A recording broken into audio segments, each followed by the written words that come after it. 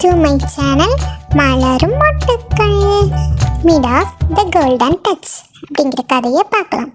Midas அப்படிங்கிற ஒரு அரசன் முன்னொரு காலத்தில் தன்னோட நாட்டை ஆட்சி செய்துட்டு வந்தான். அவனுக்கு பொற்காசுகளை சேர்க்கறதுனா ரொம்ப பிடிக்கும். எப்போவுமே நிறைய பொற்காசுகளை சேர்த்து அதை எண்ணிட்டே இருப்பான். ஒரு நாள் அவன் முன்னாடி கடவுள் ஒருத்தர் தோன்றி, மிடாஸ், உனக்கு என்ன வர வேணும் கேளு, நான் உனக்கு இப்போமே அந்த வரத்தை தாரேன் அப்படின்னு சொல்லி கேட்டார். அவன் உடனே, நான் தொட்டதெல்லாமே பொண்ணா மாறணும் அப்படின்னு சொல்லி கேட்டான். கடவுள் சொன்னார், நீ எதை கேட்குறதா இருந்தாலும் யோசிச்சு கேளு, பின்னாடி உனக்கே அது ஆபத்தாக மாறலாம் அப்படின்னு சொன்னார். ஆனால் அவனோட வரத்தில் அவன் உறுதியாக இருந்தான். உடனே கடவுளும் அந்த வரத்தை அவனுக்கு கொடுத்துட்டாரு. அந்த வரத்தை பெற்றதும் அரசவையில் வந்து ஒவ்வொரு பொருட்களையாக அவன் தொட்டு தொட்டு பார்த்தான். எல்லாமே பொற்காசுகளாக மாறிச்சு. ஒரு பூவை தொட்டான், பொற்காசாக மாறிடுச்சு.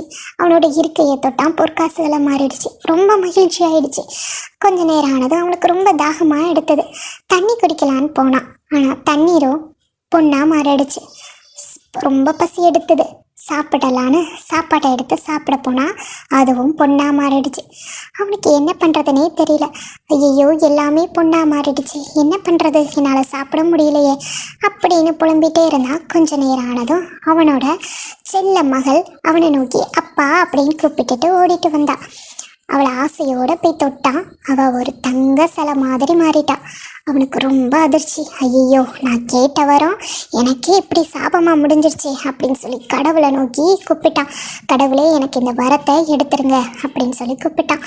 கடவுளும் அவன் முன்னாடி தோன்றி, பாத்தியா, நீ கேட்ட வரோம் உனக்கே இது ஒரு ஆபத்தாக முடிஞ்சிருச்சு, இனிமையாவது உண்மையான மகிழ்ச்சி எதில் இருக்குது அப்படிங்கிறத புரிஞ்சுக்கோ அப்படின்னு சொல்லி அந்த வரத்தை திரும்ப பெற்றுக்கொண்டார். அவனோட மகளும் பழையபடி ஒரு மனுஷியாக மாறிட்டான். அவனுக்கு ரொம்ப மகிழ்ச்சி ஆயிடுச்சு. உண்மையான மகிழ்ச்சி பொற்காசுகளை சேர்க்கறதுல இல்லை, நம்ம மனிதர்களோட சந்தோஷமாக பழகிறதுல தான் இருக்குது அப்படிங்கிறத புரிஞ்சுக்கொண்டான். தேங்க்யூ ஃபார் வாட்சிங் மலரும்